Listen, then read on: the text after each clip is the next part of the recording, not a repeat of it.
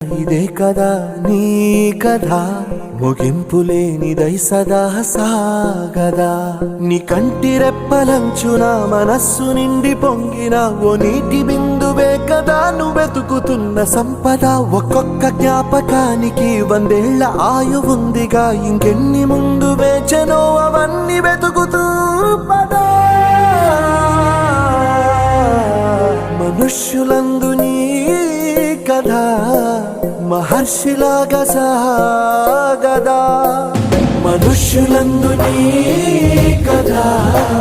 మహర్షిలాగా సాగదా